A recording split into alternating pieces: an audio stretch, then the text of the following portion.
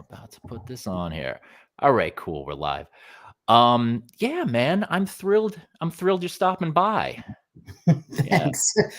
Yeah, we've been on each other's radar for a really long time, haven't we? And it's just never done anything until now. Yeah. Like I sort of, I mean, I had a few requests for you a little while ago. Yeah, and I was like, yeah, I guess my first thought was, I was like, oh man, Connor's kind of, I wonder if I could get him on the stream, man. I wonder if, and then I was like, wait, I know we have talked a bunch. I've been but yeah, man, I just read Hawk Mountain. Congratulations. Oh, wow. Loved it. It's actually the first novel that I've read in quite some time, because I'm always just slogging through just masochistic theory, like I read, like it's been a while since I've read fiction. Like, dude, yeah, it was just like in intensity front to back, man. It was really, really amazing. Sorry, I'll fix that. Hold on. Yeah. And then you can say nice things about my bookie. Yeah. It's just this camera gets sort of.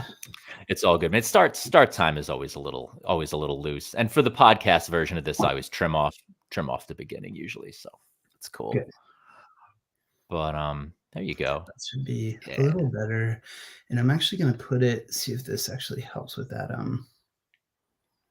problem. Well, Now it's very close up, but that's okay. Yeah. Is that all right? Yeah. It looks great. Everybody, thanks for dealing with this shit. Thanks. That's cool. Here, I'll get a little closer so our heads are equal in size here. Well, I just figured this would help with it was like choppy movement, and I think this should help with it a little bit. Word, cool. Okay. Yeah, man. Congrats on the book. I mean, that was like a year and a half ago, I guess. But yeah, it's. I was figuring like we should talk about it a bunch, but then I'm thinking like it's hard to talk about without spoilers, so it's like that's the challenge that everybody's had, but you can try. We'll see. We'll see how it goes. Yeah. Yeah. Well, I mean, let's see. As far as like, well, okay, let's actually introduce you, even though it's like probably most people on this, know who you are, but just in case, yeah, Conner Habib is I hadn't thought of this word until like 10 minutes before the stream, but is Renaissance man? Is that just absurd? No, I like that. You like that? Yeah. Yeah. It's better than the other, like the alternative really to that is public intellectual or something like that, which sounds worse than I've been calling myself public intellectual with tongue like firmly in cheek, because it's just such an absurd, especially for me. It's like, I don't know. It's like, well, I think compared to YouTube is like such schlock most of the time that it's like it's like calling yourself a public intellectual on YouTube is actually maybe correct. It's just, compared to like, supplement like InfoWars supplements or whatever.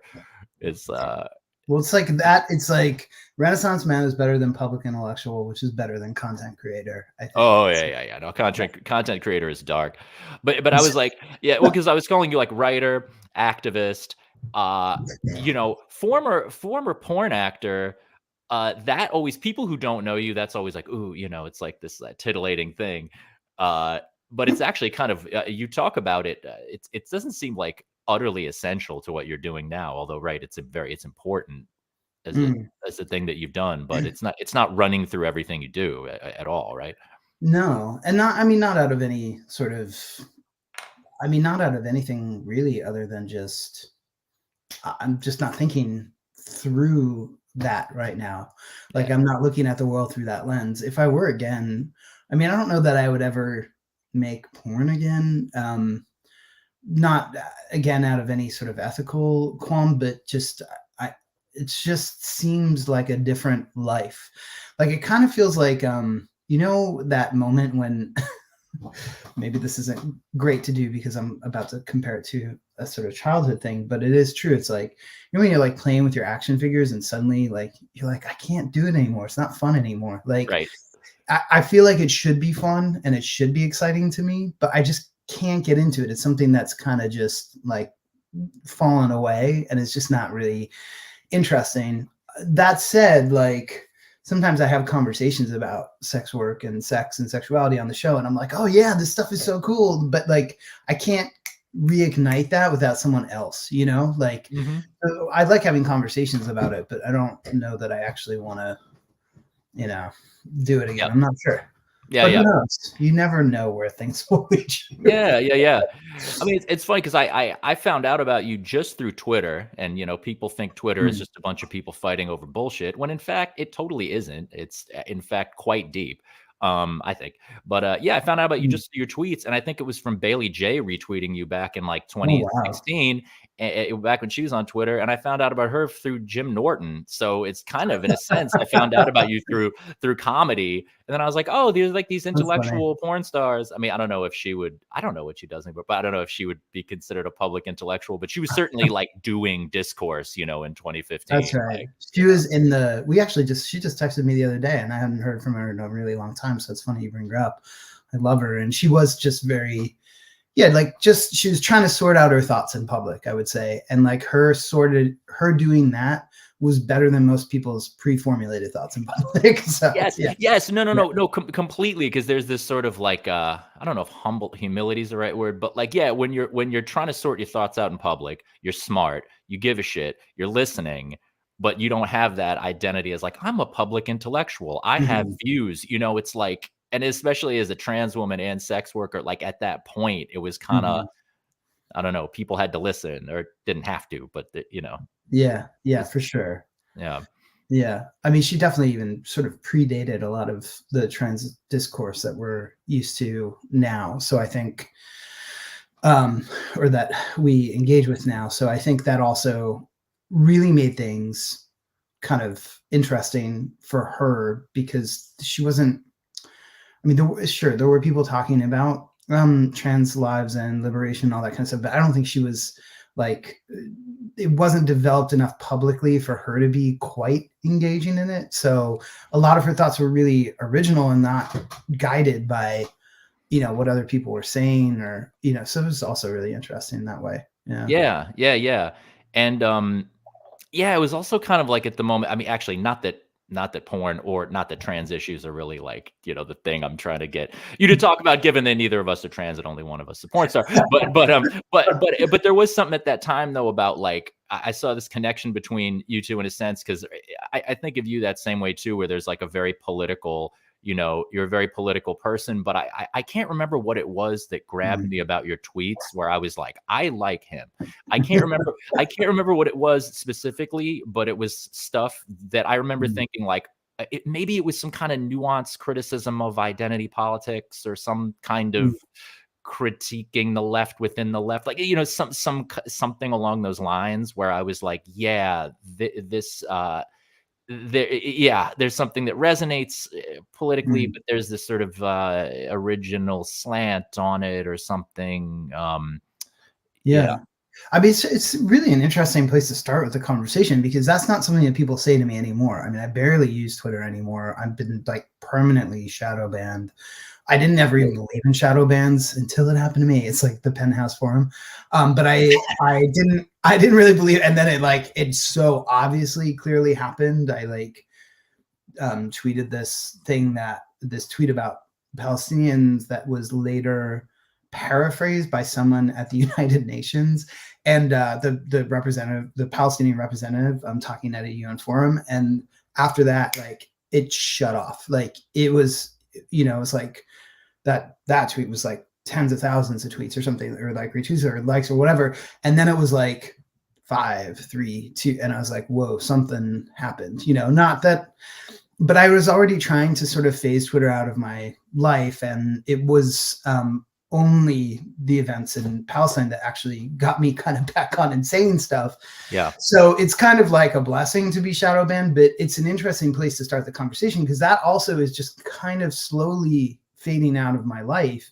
But it was so vibrant and important for me. And I think for a lot of people, yes, for the connections, but also you really got to meet the world in a certain way where you had to really train your own dexterity. You had to like really think about the words you were using. yes, of course, because of what people might think about what you're saying, but also just the character limit. And you want it to be really effective. Like, you had to deal with people fucking hating you, like everybody hating you. Like, that happened to me a few times. And the first time it was terrible, but then the few times after that, I was like, oh, this is just, that's what a pylon is like. It sucks, but okay. Right. And then you just got to, like connect with people that, especially in the beginning, I think people that were seemingly inaccessible. Now most people don't seem quite inaccessible anymore. But I think also back then there was a real sense of inaccessibility of certain people. And then suddenly you were talking to them, or they were saying something to you, was like, whoa, really kind of mind blowing in that leveling of things. And it's definitely lost that flavor, but I like that you started there because that's where, that is where we connected, but that's where I connected with so many people. And I think it just had to do with a certain way of speaking, like a certain way of thinking and speaking in public. Yeah. In public. No, the character limit is cool. Just it used to be half the limit. They doubled it, but it's like, you really had to be aphoristic at a certain point. I don't know, not that like there's almost this like Nietzschean or Heraclitus, like these little bombs, It was like the Aleppo of social media, like where you got like this Calvino, Georges Perec like limit, this boundary, and you had to work with it to say something worthwhile. Most of them didn't say anything worthwhile, but yeah, totally. But also, you're talking about getting. Wait, you got shadow banned for Palestinian discourse recently, or this was? No, this is like a couple months ago. Yeah. A few months ago. I will say, okay, politics. It's funny because it's like I like, in a certain way, I'm totally into politics. In certain ways, I'm totally not. I like to identify myself as quote unquote not into politics. It's not true. I talk about political stuff all the time, but I will say I don't tend to weigh in on like really specific object oriented, like, this is how borders should work. This is how policing should happening. I tend to be into just like, what is hierarchy versus equality? What is freedom versus discipline? These things. Actually, I will say, don't want to go into it, but for listeners, I am quite a pro-Palestine cat. That needs to be said because I've become so centrist in a lot of ways. And then I have takes that are straight up conservative. And I often feel alienated from all my friends who are just like, just so lefty and stuff. So this Palestine thing is one thing where I'm kind of reconnecting with folks and being like, all right, we can, there's a thing we agree on, Yeah. I think it's like, look, I fully support people evading the political realm, especially if they're mostly located in the arts and creating cultural things. But I do, and I think actually probably the political overwhelms like cultural and artistic endeavors too often and pretends to like somehow be better than them or the only reason you should be making art or whatever. But for me, it was more of a social media concern. It was like, if I'm going to use this for anything else, now that it's quite obviously an extension of war and being used as part of the propaganda war machine, I can't use this for other stuff and not this. So if I'm going to use it for one thing, I have to use it for both. Yeah. And so that was the only reason why I really felt like if I'm using like what is a war and propaganda tool, like so obviously in this case, like I have to do something, in it. Otherwise, like, what am I doing? Then I'm just kind of, I'm just kind of like taking the benefit without any of the responsibility, know? Yeah. These ethical responsibilities, it's like, I believe in that we have responsibilities. I often am sort of ambivalent about what they are, or sort of trying to figure them out, trying to draw lines, about what responsibilities. Yeah. I definitely, when I hear people in my milieu saying, as an artist, it is our job to be activists, I am like, no, it's not. That is one thing where I am just like, that is not necessarily a responsibility. But I loved, something you were, you basically just said this, but also, I have a tendency in these to sometimes latch on to something that the guest said a while ago and then just harp on it correct me if I'm like overly, but you said something in I think it was like in a podcast, maybe it was with Thaddeus Russell, where you were saying how the political and the cultural and the economic, you were saying that these are different spheres. Yeah. And Yeah. it's kind of like what you were just saying, where, I loved hearing this. I mean, this is an example of something that's like, I don't want to say surprising, but it's like you're not totally in the mold of, I don't know, with what a lot of people who are really political and really on the left are saying right now. I mean, to be super political the way you are, but to also say that Mm. not all art is political, doesn't have to be. And I know that for you, those three realms, of course, they overlap Venn Right. diagram wise, but you were saying like that when one sphere tries to overtake the other or like dominate the Yeah. Yeah. other, you were saying how that's a problem. And you also said that Hawk Mountain, I think you said it was quote unquote standing up for culture. Yeah. Yeah. So, the separate spheres is not my idea, but it made sense with things that I had already been thinking. And I think it's like, for me, obviously those things intertwine, like, or overlap, the political, the cultural, and the economic. Like the cultural is, artistic, spirituality, in some senses, scientific inquiry, sexuality, desire, all that kind of stuff. And that's highly individual. When you get two or more people together to sort things out, then you end up in a political rights realm, figuring out who gets what and why. How do you mediate interactions so that people experience a sense of mutuality? And then when you get to the economic, it's it's everything. It's all the resources, all the flows and breaks in resources, money, finances, but also there's environment stuff there as well. And I think it's useful for me to pull those apart to figure out how to act and what to do and where my responsibilities are. When I said that Hawk Mountain was a cultural artifact or whatever, it's expressing a cultural impulse, what I was trying to say was that like each of these spheres should be strengthened in their own right, but there is just so much strength being poured into the political sphere at all times and the economic sphere, but people don't really try to allot as often as they should the cultural sphere its own strength, so it can actually meet those and bring something to them and have its own merit. So a lot of people on my tour were asking me politicized questions about the book, and I was like, well, I can answer those, that's fine. I obviously have my own political views, but like, it was surprising to me that people were not really asking questions about like the artistic aspects of it. Yes. And this also came up in the marketing a lot. I mean, I love the people at Norton, like, who put the book out, but the first marketing meeting, they were like, well, how's this really, like, we're just going to say it's like a tale of toxic masculinity or like queer this or whatever. And I was like, no. I was like, you're not going to do any of those things. And again, I really like them. And that unfortunately has become the language of marketing, which is like politics, and politics being dominated by economy is marketing basically. Yep. And so when I was just like, listen, it's a novel. And what I want is, if people resonate with one of those aspects, like this, the one sort of like openly queer, like Arab character in the book, and maybe even openly isn't the right word, but like more open than everybody else. If people find their way in through identifying with him, or they see something about sexual repression and like, and gay liberation or something like that in the book, that's all fine. I mean, that's in some ways there for me, in some ways it's not. But that's them finding their own way in through their own freedom to explore and think through their own political beliefs. So they're coming in through a cultural door and then telling political stories about the book.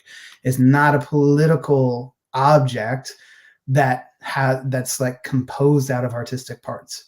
Right. And I think that's something that like I wish more people would consider. I mean, I don't think there's any such thing as political art. I think there's art that has political themes, but I don't think, and usually like if people try to make political art, it's usually pretty bad. But if someone's impulses creatively like lead them to asking cultural questions about politics, then I think we have something really useful or beautiful. Yeah, it sounds like there's this idea of it being an invitation rather than a sort of The demand, yeah. a demand. Yeah. A demand.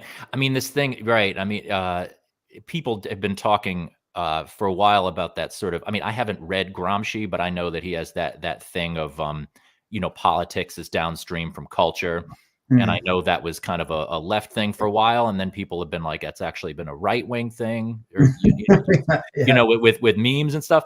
Um, but but usually when people say that politics is downstream from culture, it seems like people are talking about propaganda, like, oh, if we want to achieve a political end, we should use culture.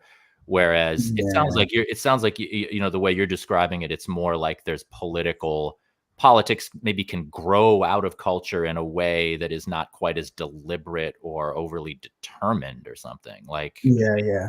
Yeah. Um, I think that's right. I'm just realizing that I have been using the wrong mic the whole time. That should actually sound a lot better. Yeah, Yeah. it's definitely louder. I'm Yeah. also yeah. Sorry. I'm also realizing that there's no comments, and I wonder if the comments are disabled, and I just spilled my Well, I knew coffee I was too. like, "Is just nobody here because it's a weird time?" But then I knew at least one person that was coming, so it's like, unless he just told me he wasn't coming and that he Yeah. did, so yeah.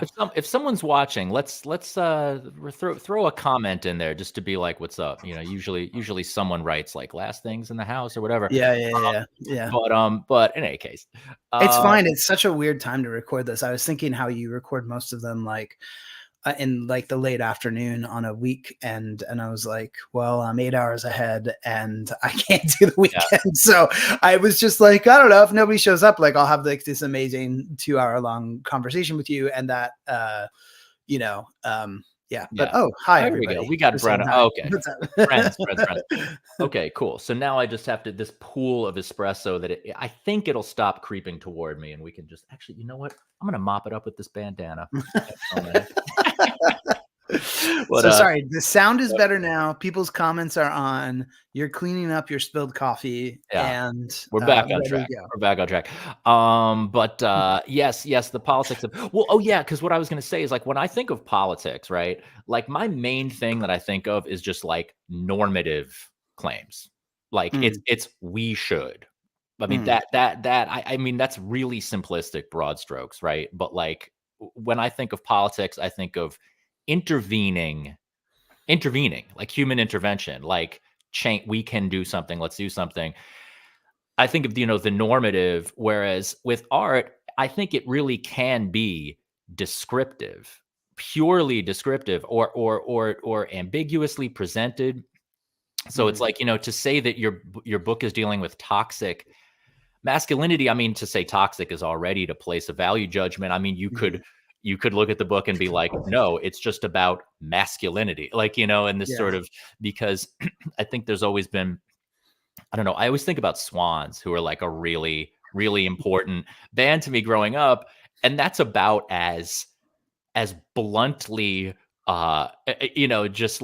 just statements of power, just yeah, yeah, commands, yeah. and it's presented with so little value judgment.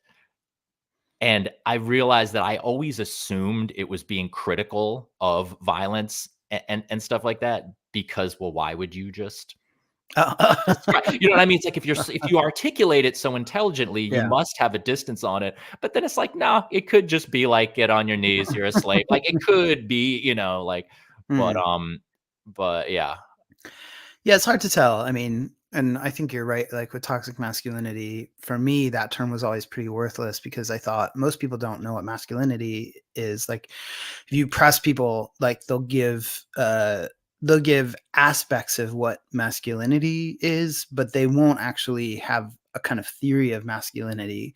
And so I just thought like, well, how could this term be useful? And also toxic is like just like really, I mean, I love Los Angeles and I lived there for 5 years, but like it's just a very LA like yeah, yeah, wellness culture word that I also think is like, as you said, it's bundled up with a lot of ideas that are not really explored. And so I just was, I mean, I think that that's just a great example of how we end up repeating things that are kind of aggregates of an idea, but that really fail to articulate something that's useful. Although I think it can point us to maybe having a good idea that we can help each other out with, and like try to talk about harm and caring for each other and all that kind of shit. But like, I do think it just ends up being very, it ends up being like what should I say? Distorting actually to the truth when we don't really know what we're talking about when we use Yeah, yeah. terms. Yeah. Yeah, no, I like to attempt. Sometimes I have to just disengage with a political conversation at a bar or someplace. Mm, But I like seeing. I'm like, can I be involved in this without using the words? Can I use the mm, different words and still be understood? Yeah, like masculinity. I mean, I don't need to go off on like a whole. I wouldn't go off on a whole tangent here about masculinity, but I am kind of like, if I were just going to say aggression or mm, expansiveness, or like mm. force or something. I don't know if that's how everyone would define masculinity, but like, but those are like really clearer things to me. I'm like, those things aren't inherently toxic. They're toxic if they're misplaced, and they're toxic if they're excessive, Yeah, But yeah, I mean, yeah. expansiveness, force, Well, I think that that's why people explosion. add the toxic onto it, is so people know that they're talking about a certain type of masculinity. But I still think it's ill-defined, because it's like, you have to know what masculinity is before you add the toxic to it to talk about what that is. And there are lots of psychoanalytic thinkers that I think do a really good job explaining what masculinity is. There's a book by Donald Moss called I think it's 13 Ways of Looking at a Man, and it's just such a good exploration of masculinity. Mm, And really, he sort of frames it as like, masculinity is a form of desire, and what does that mean, and who lives up to it and who doesn't, and what are these different ways of following that desire. And like, I think there are people doing that kind of work, and it's really useful, but that doesn't really penetrate the public sphere, so it just becomes like really like denigrated by the time it comes out of people's mouths and is just spoken about everywhere. And I think that that's not really helpful to anybody. Ultimately, it could be helpful, to blur books, I suppose, for yeah, yeah, yeah. a year, and then it sounds dated. Yeah, yeah, yeah, yeah. I mean, there's so it's just the meaning of words is so up for grabs right now, and there's just to have like a lot of the time.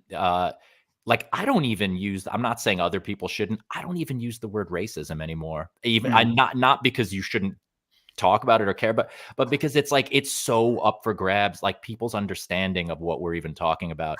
It's mm, hard to talk about race without using the word race. But like, are there ways to like actually go around, some of these terms that are often just tribal, like signifiers of like, we already agree we're going to use this word toxic mm, masculinity. mm.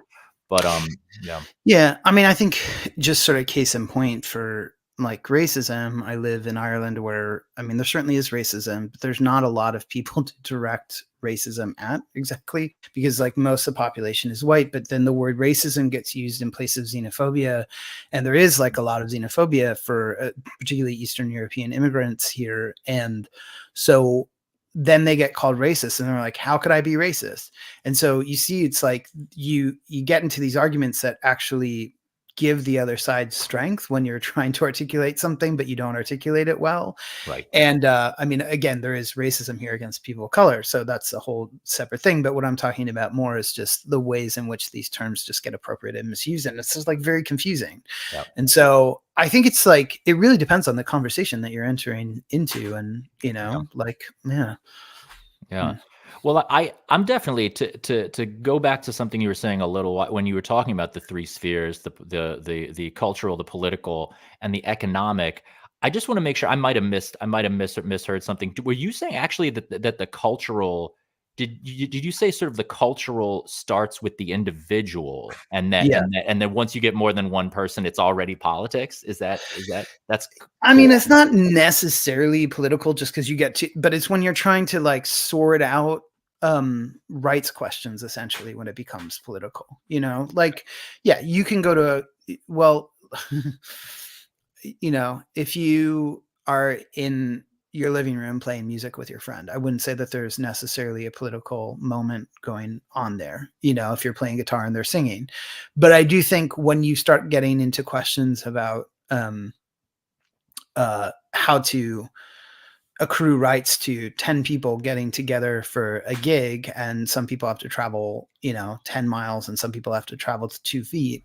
It's like, then you start getting into these kinds of questions. And I think that that's a bit different. Yeah. Yeah.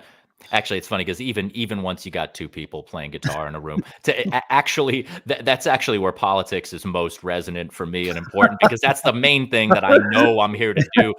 Public intellectualism is like gravy for me. I'm trying to make Yeah. music, and it's, yeah, I mean, there are certain things, no matter how agnostic I get, playing in bands. I mean, I know I'm not an anarchist. That has become crystal clear. Yeah. I mean, I end up my bands tend to be a form of enlightened despotism, maybe, Mm. authoritarianism without totalitarianism, something like that, benevolent monarchy. I mean, it really, but then again, you can have different projects, different bands. I could be a sideman in another, but it's a little less, it's a little lower. I don't want to say lower stakes, but Yeah. right. But culture beginning with the individual. So like, okay, this is actually good to pivot, because because talking about the individual, and Mm. there are ways that I don't know, like there are ways that you talk about political stuff and the occult, actually, which people listening, that might seem like a leap or something, but it's not a leap, because the occult is a huge thing for you, and definitely something I wanted to talk with you about. But before that, just like the individual, like, that's almost, it shouldn't, not saying it should be, it should not be, in fact, but there's a way that that's almost right-wing coded now, or Yeah. not right, but lib center, right? Almost. I mean, Mm. given that, and I don't want to get on this whole like the left has lost its way, blah blah blah. It's easy to do that, but this thing of Mm. like, where I do think that some of the first tweets I read by you, I think they were maybe critical of identity politics, no, but like in a gentle, nuanced way. Like, Yeah. like, I'm sure you weren't like, stop being trans, that's cringe, or something, but like, but like, Yeah. but something along the lines of preserving, like you talk about, it seems like you have a sense of it, the individual as a unit that's important, and the word freedom also. Yeah. It's not that it's not on the left, but there's a lot of, rightist, freedom. Mm. Yeah. I mean, some of the reasons why these things appear to overlap with conservatism or the right or whatever, which I feel almost no sympathy for, although, and I do feel some sympathy for the left, although I feel not as much sympathy with them either. Like them with the political construction, I should say. I'm sorry. Wait, sorry, I don't want to interrupt too much, but so you wouldn't actually identify yourself as a left-wing person? You wouldn't actually? I mean, I think those terms are so ridiculous. They're preposterous. I mean, they're just like, they don't make sense anymore. They seem to have mattered a bit more for especially a certain time in the 60s and 70s, when certain political allegiances were being framed. But like now, again, like we just have to look at the way that words and concepts lose strength and meaning over time. I mean, everything does. Like it's not just words, but medicines and like turns of phrase, like not even politically charged ones, but like groovy. I mean, certain things lose their strength of presence over time, and so to me, those terms lack the kind of presence that's needed to create real alliances. However, I will say, like, the left wing tradition is definitely the one that I feel most aligned with. It would say, yeah, no, totally, yeah. So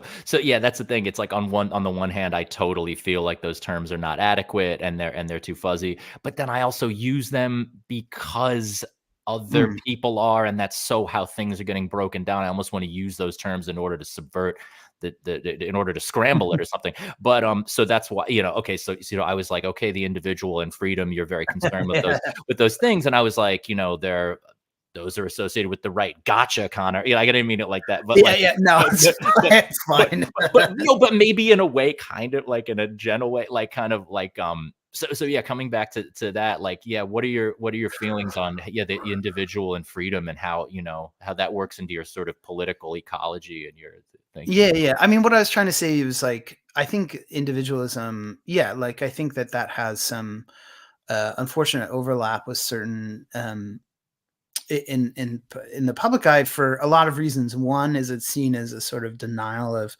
community cooperation, mutual aid, all that kind of stuff. But I think, I don't think it needs to be. I think that it's mostly defined in that way when people are thinking about a kind of, rugged individualism that comes with being an American, And I think that that's actually, I mean, that's really just an identification with like the state, in a certain way that I don't think actually marks individualism as this kind of weird, reified idea of the state, or like an entification of the state where that becomes almost this religious principle that defines who you are as a person. And is that really individualism to begin with?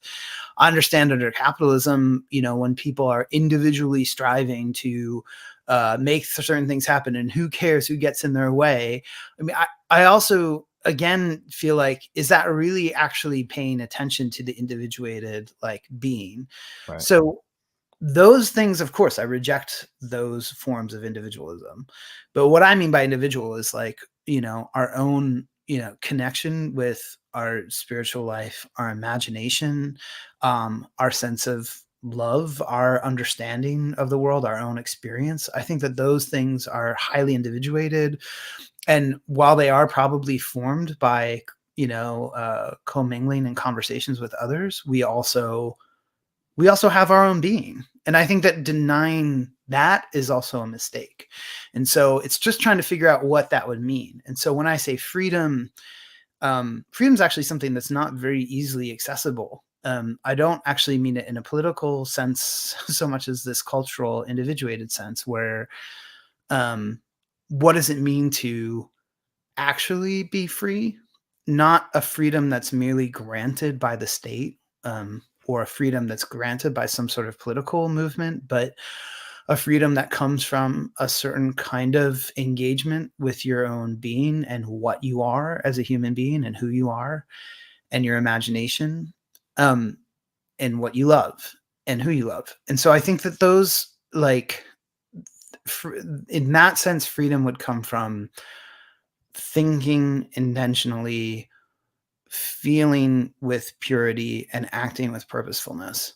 And I think that's very rare. I think mostly, even now in this conversation, most conversations I have, I'm not really thinking with intention. I'm not really feeling with any sort of purity, and I'm not really acting with purpose. It's like I'm running out a slightly different version of things that I've probably said before. And I don't want to do that. Like, I'm not like, guess what? You're going to get the algorithm, Charlie, and the audience. Well, I don't mean it like that, but it just happens. And you're like, how can I make this sort of more, but you are seeing expressions of I hope, at least conclusions that I came to really by thinking through things, sometimes what other people have said, but sometimes these spontaneous eruptions of experience that I've had on my own. So they really are coming from me as much as they can be, Yeah.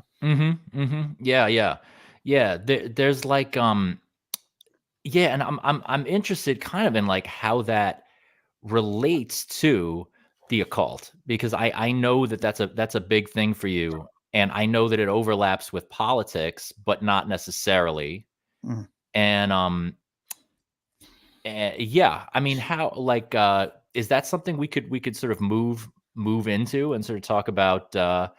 Like, because also, I mean, I know that you're really into Rudolf Steiner, and that's, I mean, this is another thing I was when I was sort of telling people about you. I mean, a couple of my friends who hadn't heard it, I was like, he's into some stuff that is not like thinkers that are not being talked about, that are not fashionable right now. Steiner being one of them, who is an occultist, right? I mean, this is right, and a thinker of freedom, particularly, right? There's like his like this is writing about Nietzsche and stuff, right? Yeah. Yeah, among other people. Yeah. Yeah. Yeah. How does the occult this is like the hugest Yeah, question. no, it's actually not. It's not that huge. I mean, it's just like, well, it is a huge question, but it's not that huge, like, of an answer. It's just kind of like, I want my, I want my political views to unravel from, or unfurl, from, like my Freudian slip there, but unfurl from a real sense of, um, from a sense of what's real. And I think that occultism and esotericism, and what I mean when I say that is not what others probably mean, and maybe we can flesh that out. But Yes, what yes. I mean by that is basically esoteric Christianity. Um, but I want my political views and my economic views and my cultural views to unfurl from my understanding of what's real. So I don't want to just like base it on some abstract principle. And so what does that mean? And who's going to help me form those pictures? And yeah, like Rudolf Steiner is interesting to me. I mean, people, if you look on my Wikipedia page, which I didn't make, someone said like he's a follower of Rudolf Steiner. I don't I'm not a follower of Rudolf Steiner. I'm a Christian, and Rudolf Steiner has a specific articulation of Christianity that's interesting to me. Now, there are other people too, that I could point to who are less known than he is. Yet, as little known as he is, there's people even less known than he is that are also as potent, and for me. But he articulates a lot of sort of worldly questions, and I think that for me, that's how the occult links up to it. It's like, well, I want to understand like reality, and then actually form what is a real picture of politics and a real picture of, how human beings engage with each other and how we're going to live together. So that's where that comes from. That's how those two things are linked, because I think that actually gives me a really good picture, rather than just, it's like I think it's Terence McKenna quote. Not that I love everything Terence McKenna says, but it's like, he says something about science. It's like, science, give us one miracle and we'll explain the rest. And it's like, I don't want to start from just like, a non-defined algebraic X, that I solve everything around. I want to know the foundation that I'm starting from and move from there, which is a really like grueling, arduous, and kind of tiring process sometimes. But it, I think, connects me to the truth, at least in my experience. Okay. Yeah. Because so the occult, So I would love to. I've heard you define the occult a little bit on your podcast, but maybe we can retread that a little bit here, because it is a little different from what a lot of people think of. It's actually, I had heard you say that you were a Christian, but I somehow completely forgot that, because that was actually superficially dissonant with what I thought, from what I would expect, but actually not. Because I mean, well, when people say the occult, usually, at least I think of it as being the Western mystery, practices of mysticism going on that sort of start during high Christendom or whatever. Is that when you say the occult, are you actually, it is kind of concurrent with Christianity, right? I mean, you're not talking about like ancient, like the East, or No, I mean, I think that they all relate to each other. So I don't use my connection to an experience of Christianity to cancel out other people's no. deep examinations of their own esoteric traditions, which might be related more closely to other religions. I think I'm interested in how those relate to Christianity, but it's not like this is it and everybody else is wrong. But it's also not, well, there's just like, you do your thing, I'll do mine. It's, I want to understand how they're connected. And so I try to understand those things as well, Yeah. I mean, my engagement with the occult, I guess, starts with me checking out just Jung particularly writing about alchemy. I mean, that was the thing that really, and Gnosticism, Are you a Jung fan? I imagine to some extent. No, not in the least, actually. I think he's one of the least. biggest mistakes. I think he's just such a beginner that like people take as an expert. But I do think like he's interesting. I think that it's like he's just a confused person who like really tried to bring psychoanalysis and esotericism together, but as a result really lost hold of both of them. And so like I have lots of friends who are like Freudians or Lacanians who like think, they're like, Jung's not really a psychoanalyst. And then I have friends who are occultists who are just like, yeah, that's not really esotericism. But I do think he is a mystic. And this is like, I do think that like there's this really kind of emotive realm of spiritual experience that people speak out of. And I think Jung was kind of doing that, but I think it leaves a lot of inexactitude. And I think he sort of posed as having these really exact things to say, but I don't think that they really, it's just kind of like philosophy, like there's philosophical dross over them, but that's like, I'm fine with it. I still want you to offer me like what you got out of it. Well, I would not. The thing is, I would not actually even in enjoying and being inspired by what I read of his, particularly psychology. No, it's particularly psychology and alchemy. That book, I actually wouldn't. I don't think that he does have a super coherent thesis. I mean, there is a way that that book, at least, and I've read a few others of his stuff. There is a sort of meandering kind of just like listing almost of examples of alchemical and occult symbolism in examples from dreams of his patients and from literature and apocrypha and stuff. I mean, it seems like the only thesis mainly is just that these symbols are part of the way people have interfaced with these symbols and come up with them is part of individuation of some kind, and this realizing of some kind of realizing of the whole self, the total self, and that is what Christ is, like the fully realized man, and that these symbols are sort of occult, a sort of buried way that people were at least expressing how they're doing that.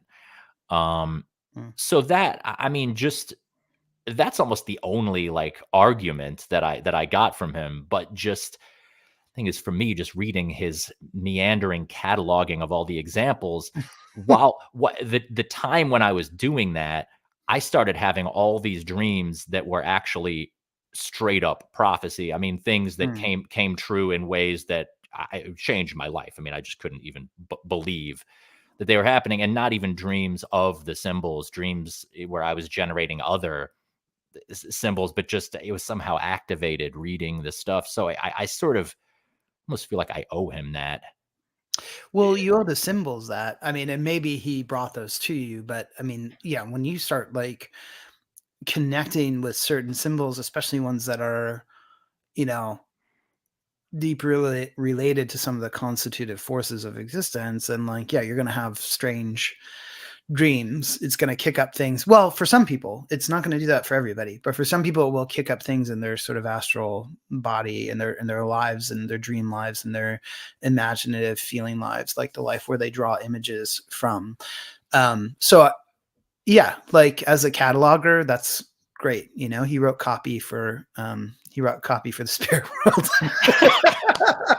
That's awesome. I like that. I mean, it's just like, but my annoyance with him couldn't be more like, he also didn't like James Joyce, who's like, I mean, James Joyce is incredible. And it's just like, why would you not well, he had some personal resentment because I think Joyce was maybe going to send it, or maybe he did send his daughter Lucia for analysis through Jung, and like, but there was just, he also didn't like Ulysses, although he later, I think, admitted that he was wrong, but it was like, I don't know what, this kind of begrudging, thing. But yeah, I mean, and also I think he really fuels like, I mean, there's just a lot in him that ends up fueling like fascist imaginations of fixed forms. That's why Jordan Peterson and people like that really like glom onto him. It's also why you get stuff like Star Wars and, Joseph Campbell and things that like really hold things in a modernist vibe where these forms are like really fixed, and like you can only understand things by like engaging with the fixed forms in ways that really don't like a lot of freedom or the ability to change the world or change yourself or engage with others. You know, it's like it's so contracting and constricting, I think. Yeah. Yeah, that does make sense. If I had to put a political valence on Carl Jung, it would be to the right, for sure, for Yeah. absolutely. I mean, I guess except insofar as he's like multicultural, you know, he's like Mm-hmm. maybe the global South has something to say. I mean, you know, or like, or Mm-hmm. maybe these. I guess. Well, okay, there's some sense of universal humanity, right? I mean, that's at least. Mm-hmm. Well, That's at least liberal, or at the very least, or something. I mean, you know, the idea that yeah. all humans generate these symbols. But I mean, yeah, like, well, so this is the thing, right? Like the occult. This is, see, like I said, as dumb or as inadequate as left and right are, I like playing around with seeing, is something right coded or left, or Yeah. would it in contemporary like public discourse, would it be considered right or left coded? And I kind of like, Mm. when I think of like the right, I think of primarily, I don't think of like hating trans people, whatnot. I mean, you know, a lot of the time that's what's up, but I think of like just the idea that there is a way that things are. You know, I mean, I think fixed forms. I Mm-hmm. mean, just so it's like anything that deals with like the eternal or like nature, capital N. Yeah. You know, I do think of that timeless, enduring things that, like, you know, no matter what, the more things change, the more they stay, you know, like that kind of thing. Yeah. I think Yeah. of leftism, I Yeah. think of, you know, changing, affecting change on the way that things are, and the idea that humans have the power to make things better, you know. And I know that, you know, you've described the occult as being a way in which to, I think you did say make the world a better place. I know there's a lot. It's a lot more nuanced than that. That's like I know that's like kind of like Michael Jackson, Fine. like Yeah. Yeah. ever, like, but actually cool, you know. Um, but yeah, I mean, that tradition of sort of like right wing occultism that goes beyond Jung and is really like fascist occultism. I mean, that's a whole thing. I mean, but you don't think that the occult has an inherent valence politically, right? It's more how you use it, or No, I mean, first of all, the stuff. I mean, the spirituality is beyond politics. I mean, it's beyond like in fact, if you don't have that premise with your spirituality, then you're making it a subject generally of the state. And so I think it's probably like not, it's just the wrong foot to start from. But I do think, and again, it's like I'm calling it cultural, but like it belongs to the cultural realm, even though it even is probably a sort of bigger container than that. But I do think like, no, like like you could say about any tradition, or any approach to the world, like there are ways to sort of spin it as right or left if you want to put it into those boxes, for sure. So, you know, I don't think, and I, I think a lot of that has to do with, usually when people do that, it's kind of, I notice it's just like, are they willing to accept some of this as like maybe having some truth on offer or not? And if they don't, then it's like, it's either left wing or right wing, like depending on what they like, you know, like right. you know, if they don't like it, then it's fascist. If they do like it, then, you know, it offers some sort of political lesson to the left, or vice versa, you know. It's like, you know, hard, you know, all like extreme leftism or something like that. I just don't think like, um I just don't think of it in those terms at all. But again, like I think I think the part of it that is probably aligned with fascism, if you want to sort of take this up and think in those terms, is when people reach to essential past that somehow somehow is idealized, somehow like gives them the true picture of how things are, then yeah, I do think that ends up being fuel for fascism a lot of times when people won't let things move and grow and change. And I'm if you notice, I'm trying not to use the word progress, because I also think that that's, a real problem, Yeah, me too. for Yes. sure. Yeah. But I do think that, like, fascists tend to look to the past as something that's idealized and try to, like, plant their flag in it and not let anything move or grow or shift. And I do think, like, I mean, the problem is, like, sometimes people who are, well, I wouldn't say anti-fascist, but sometimes people who, like, um, believe that they're fighting against fascism or whatever, they might also try to fix certain thinkers or people by their time. So, like, I think, like, I mean, Heidegger's the example that people would use the most. He's not occultist, so, but I mean, he might as well be. But I think he's, like, the one that people use the most for this kind of statement. Or maybe Freud actually is another one where, like, they just kind of hold those people in place by what they've done and say that there's nothing in what they offer the world that's useful. Yeah.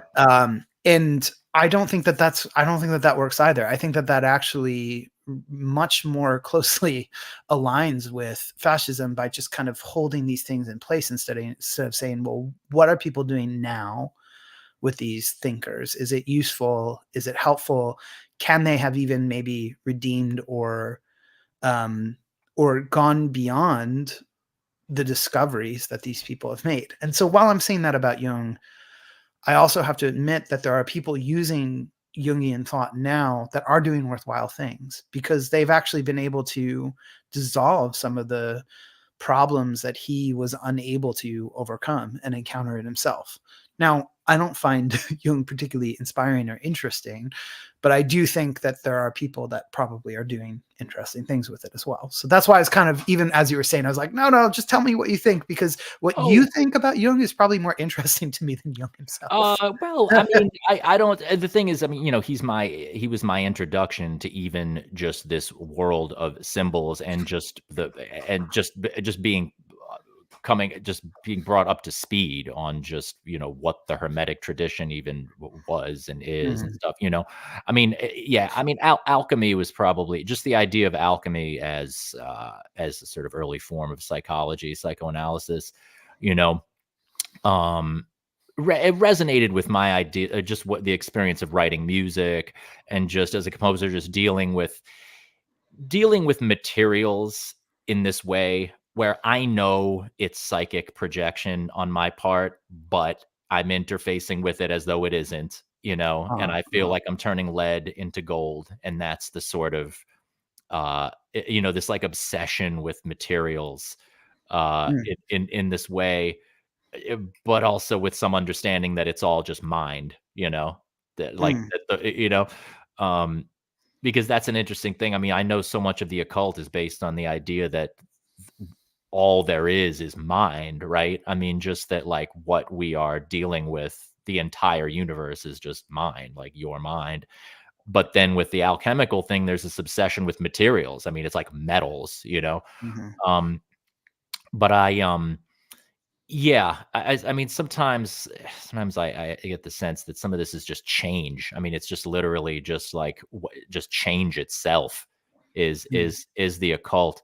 But but something. I mean, with the sort of, I feel like the most pop version of right-wing occultism is like the way it bleeds into like self-help, where it's just sort of like mindset, grind set, how to influence people, kind of, like that sort of side of things. But when you talk about the occult, like you were talking primarily about like you were saying seeing reality for what it is, or seeing reality clearly, or like, which is not opposed to, but is a different thing than like gaining power to do XYZ. You didn't describe it as like, I'm drawing powers so that I can increase my power to do good or evil. You were talking about more like an understanding first and foremost. I mean, is it? Yeah. Yeah. I mean, well, one, I just want to back up and say, like, the sort of more conservative right occult thing that's happening now is mostly happening through conspiracy theorists and people talking about, I don't know, whatever. Like, I don't even want to say these words on your channel because they'll get you banned from YouTube or whatever. Oh, But I do think it's like, I do think that people who are like using the occult in a way that sort of selectively picks out political examples to prove that there's magic going on at the highest levels and there's mind control and that there's like human sacrifice and all that. I'm not even making a claim on any of those things, but I do think that that's the most prevalent conservative use of the occult right now. Well, you're talking about paranoia about the left's use of the occult. Is that what you're saying? Or like belief in the occult? Like, I mean, I'm talking about like Pizzagate people, like that kind of stuff where, yeah, okay, I see. Like there's paranoia. Right. Yes, like they're not using it, but they're accusing the left of using it. No, there are lots of people that are using it as well. Like there's a lot of like spiritual influencers that that get into that lens, and it usually ends up being hyper conservative in some way. And a lot of times these people also have other conservative views, like they're like, men don't masturbate to porn. Oh yeah, they'll be like, there's only two genders. They'll say things like like there'll be these like bizarre commandments about what to eat, all that kind of stuff. And I just think like that is probably, sometimes it looks a little nicer than it is. And this is actually something that a lot of esoteric Christians and people that are involved with Rudolf Steiner, they have to untangle some of this stuff, not just publicly, but in their own lives, because they do fall prey to it, unfortunately, sometimes, which is that like, it looks a little nicer because they're like, go shop at Erewhon, you know what I mean? Or like get your stuff from the family farm. And some of the ethical things are, but these are ways in which right and left have gotten really sort of mixed up too, suspicion about pharmaceutical companies, big corporations, talk about, is there a deep state? All these kinds of things that are, traditionally leftist concerns have been sort of flipped and appropriated by the right in ways that actually discredit people that are actually concerned with that. But there's a lot of occultists and spiritual influencers who are doing that. And very often they're also telling people to use magic to deal with that somehow. And then there's this whole like neoliberal version of it, which is also connected in, which is like ayahuasca ceremony combined with like tech solutionism, AI, interested people. And so like the whole field is actually just a total mess. Like it's a complete mess, and it's really hard to pull apart who's who, which is why I find it's like the political allegiance part it's important, it is important to sort that stuff out, but the way that you can best sort it out is by trying to get in touch with what's true and talk about what's true, and also admit what you don't know, and admit that there's plenty of things that are unknown. And, that goes for people that are, have been working with spirituality their whole lives as much as someone who just started yesterday. And so I think, I forget how I started this, but I just, or what your prompt was, but I just wanted to sort of say that, well, I do think that the new age, new age self-helpy, that's a real like neoliberal version of spirituality, which like really is quite often quite vacuous. But sometimes those people actually have better values than some of the QAnon or conspiracy Illuminati people, because at least there's a component there that's like, I want to make myself a better person sometimes. Like at least there's something in there. But it's all a mess. I think this is actually one of the most exciting but horrible things about the moment when it comes to occultism and spirituality, is that everybody's just talking out of their ass. Like, and it's very hard to figure out what's true and what's not. And it's something that I have to be very careful of. And I try to be, I even talked about it. I did an episode called True and False Spiritual Paths in my show, where I had to be very careful not to demand that people accept what I say as true. And this is this great thing that Rudolf Steiner said, which is like, I don't want you to believe. He was very exasperated. He said, I don't want you to believe me. I want you to understand me. I think that that's a really good sort of principle. I like that a lot. Yeah. Can we try to understand each other? understand how he came to certain viewpoints, and not just be consuming, spitting out information, which is like also a massive problem with people who are talk about spirituality publicly. They like read some spiritual thing and then they just post about it. I mean, we all do this. Like we learn something, we want to tell everybody the moment we learn it, but like we actually have to digest it. Yeah. And if you accept the reality of your own death, and you accept reincarnation, you accept that the spiritual world is real, there's no rush to like spit out the lesson right away. Right. You know? The only imperative is to say the true thing, which is very different and much harder, you know, much slower. Yeah. Yeah. I'm interested like on the just on the thing of esoteric Christianity. I mean, do you again, this is not trying to sell you on Jung, because like I said, I mean, like I said, what I got from him, even though it's deep, is like I probably could have gotten from a lot of places, right? You know, but I mean, this idea of like the occult as I mean, you have said that it is that it is coming from the individual, or it's an individual related thing before it's political or other thing. Like, so, I mean, does that idea that Christ is the that Christ is like the total man, or the most realized, and by man I mean person, you know, that's what he is, especially in esoteric Christianity.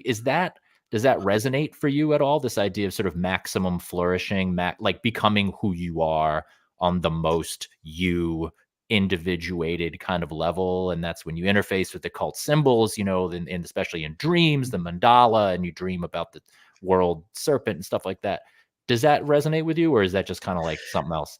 And I mean, in some ways it does. I mean, in some ways, like I don't like when people talk about Christ consciousness, for example. I think this is like this integral, almost Ken Wilbery kind of like stuff. But I think it's like so I just want to draw a line between what I'm trying to say and that, which is I do think that it's important to strive to be Christian or Christ-like. And I don't think that that's, I think that that's an almost impossible ideal, but I do think it's actually also an ideal that's been realized in all of us. And by virtue of the fact that we can actually touch it and understand it in a certain way, but it's thinking, feeling, and acting out of that is quite difficult. And that would be what real freedom looked like. I think that there are some people that have done it historically. You can sort of consider it as, you know, saints, or, you know, certain saints is, you know, obviously a Christian term. There are people in other cultures that aren't Christian that have also done it, because Christ is not something that just happened for Christians. Christ is a presence that has sort of become a law of reality that people can engage with. But I do think it's like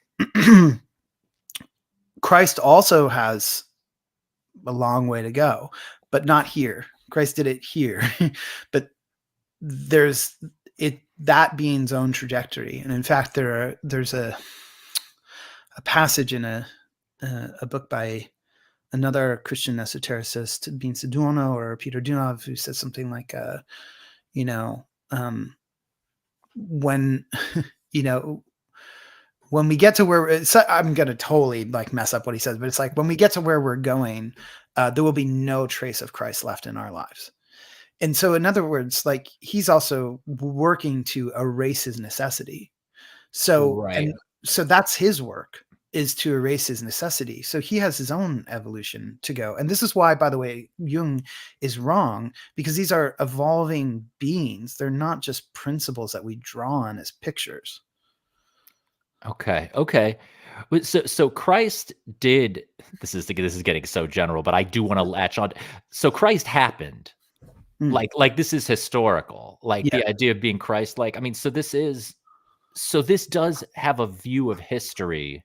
I know you didn't want to use progress, and I'm with that. I am weirdly very, very allergic to that word for a lot of reasons. But I mean, you are talking about Christ coming along.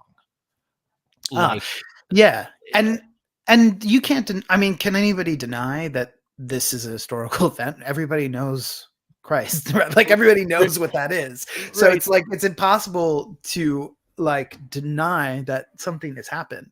Right. But I mean, Yeah. is there more opportunity, like since the sort of advent of Christ? I mean, is there more opportunity, I guess, or something, or like Oh yeah. to be Christ-like, you know what I mean? Because it's like, has the human, is the Christian era a thing where like what the human is so different than what the human was before Christ, that like now, now we should become more Christ-like, but that in antiquity, like there that wasn't as much of a thing, or was Christ likeness equally present then? Like this almost gets into that thing of like eternal truths, not forget left, right, but this thing of like it, something eternally being present that you tap into versus something that is historically happening, or Yeah, I mean, I think it's hard to say. I think some of what you're getting at relies on a certain view of time, and I do think that that's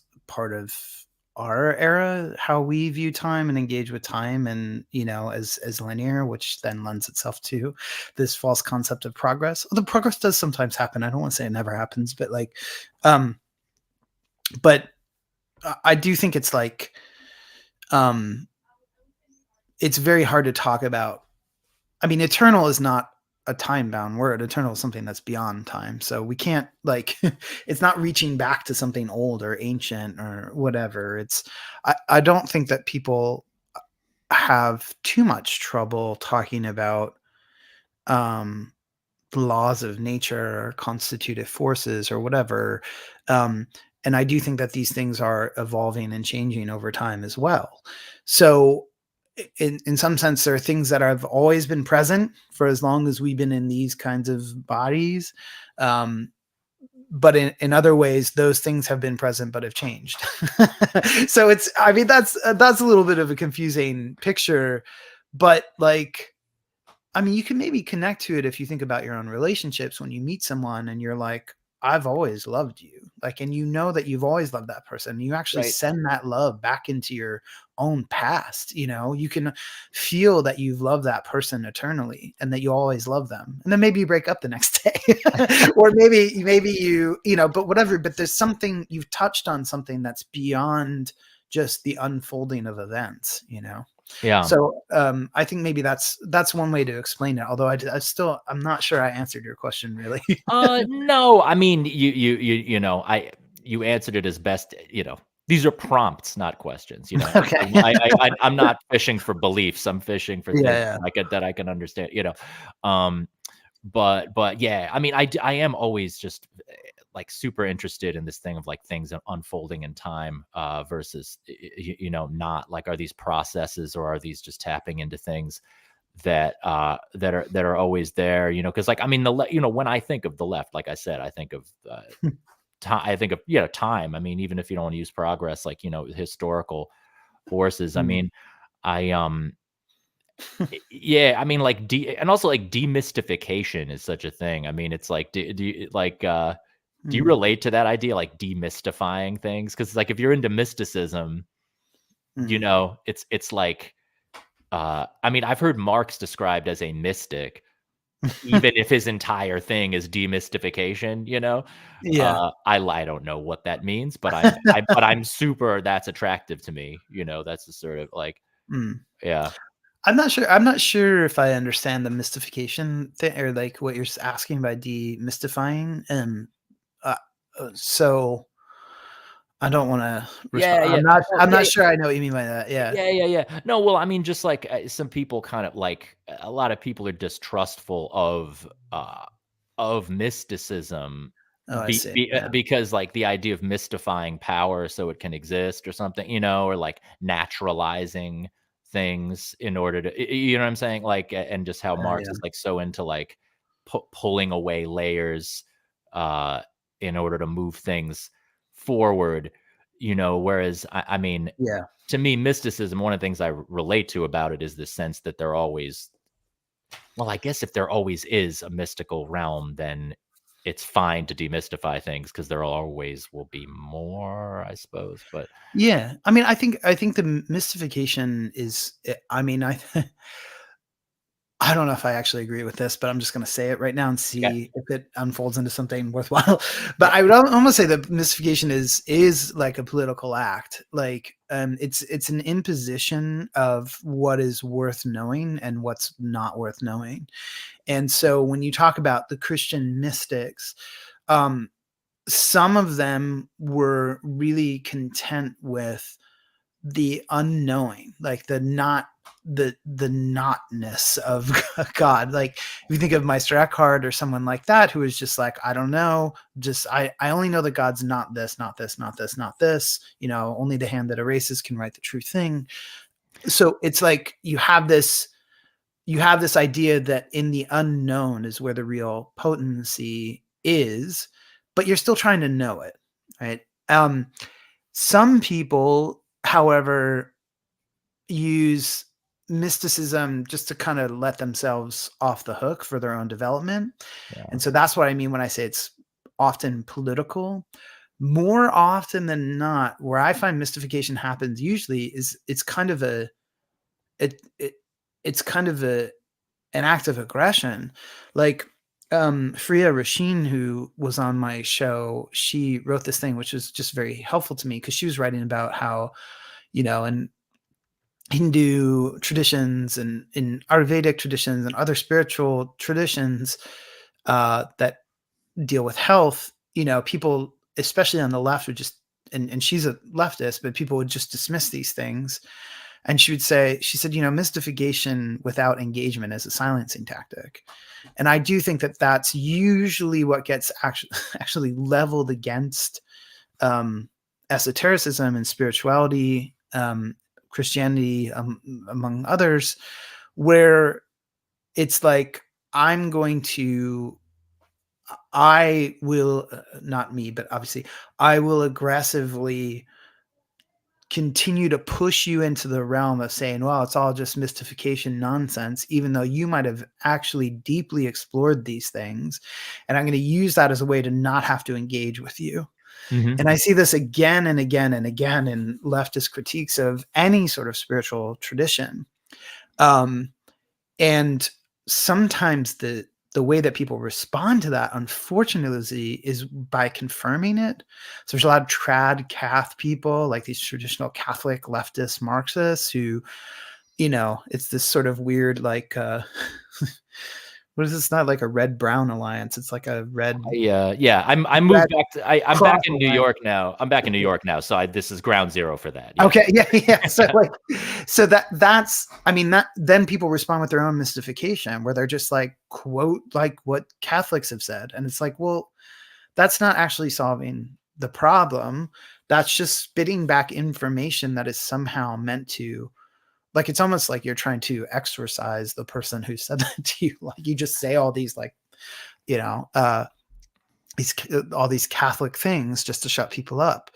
So I don't find either version, like, I feel like mysticism is usually at this point like a political positioning, either reactionary or generally reactionary political positioning. But there are Christian mystics who didn't use it that way. And mystics and other Sufi mystics and so on and so forth. So that's not always true, but there's a real difference between those two. Yeah. Do you know Hyla Hunt Hendricks, formerly Hunter, from Liturgy, from the band Liturgy? No. You would, oh wow, you would have a lot to say okay. to her along these lines. But I mean, as far as engagement, as far as the occult, like or mysticism, not just receiving, but what was it? Something without engagement? Mystification without engagement. Mystification tactic. Yeah. As far as the engagement, I'd be interested, like, because I know what for me what I think constitutes my idea of what the occult is, right? And it involves writing music and dreams. Thing is, I don't know if that necessarily is, I don't know how much that would necessarily correspond to what your actual practice would be. I mean, do you have practices that you could actually, and if I'm putting you on the spot in ways that are kind of like overly, I'll say it. I have no trouble asserting my boundary. Don't worry. Okay. Not good, but it's like, sometimes the occult. I mean, I had my friend Xylon came on here and they were like talking about the occult. I was like, what's your occult practice? And they were like, it's to the outside, it just looks like getting things done. You Mhm. know, it's like, okay, fine. But what do you have? Yeah, do you have actual specific occult like practices that you could articulate and tell people like I do this, or is it not? No, It's not like that. not really. I pray, but would you call that a cult practice? I pray Yeah, and probably. Yeah. I pray and I meditate occasionally, but actually, because this is a dynamic presence in my life, it asks for different things at different times. So a practice is usually, in my experience and understanding, practice is what people do to get to a point where things open up for them to a certain extent where they don't need the practice anymore. And now I'm not saying that that makes me advanced, because you can get to the point where you don't need the practice anymore and then suddenly you need it again. So it's Mhm. not about, again, advancement or progress.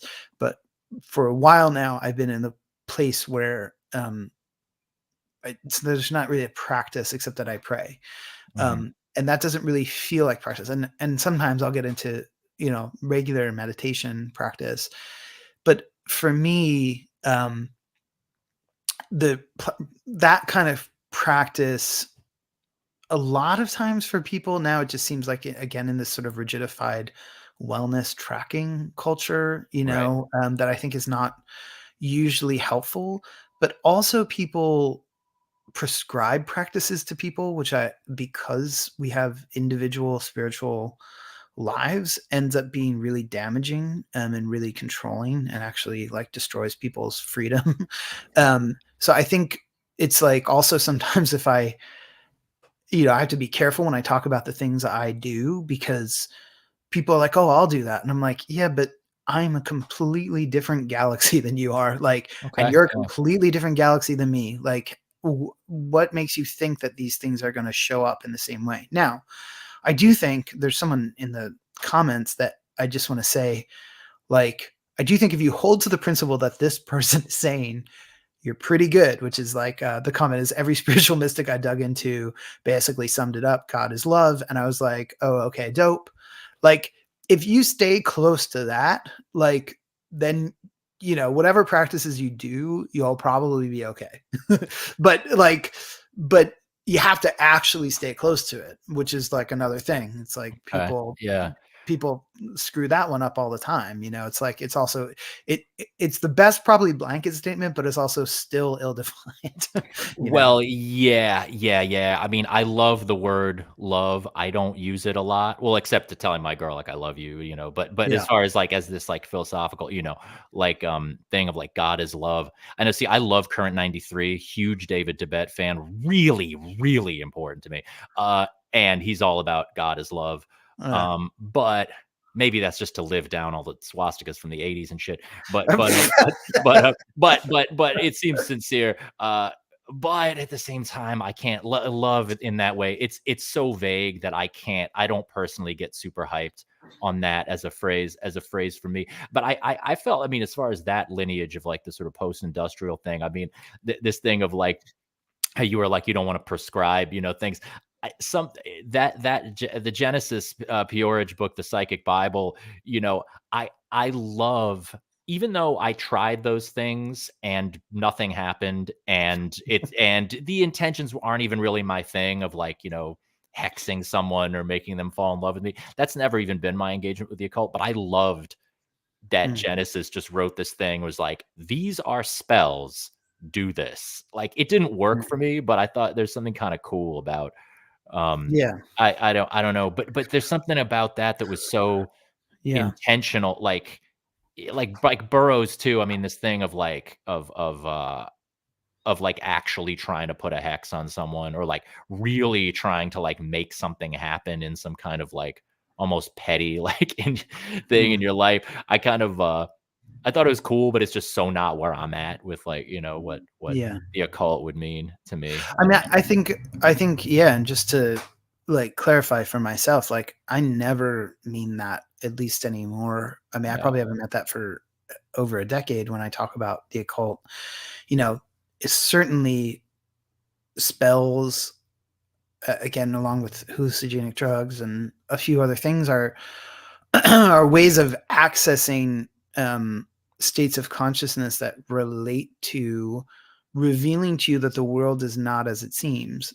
But like, the problem is, especially now, with those things, usually they end up making it more difficult to access spiritual life, not easier, especially if they work, because they keep you in a material mindset or a material worldview, that it just it really ends up blocking what needs to be done.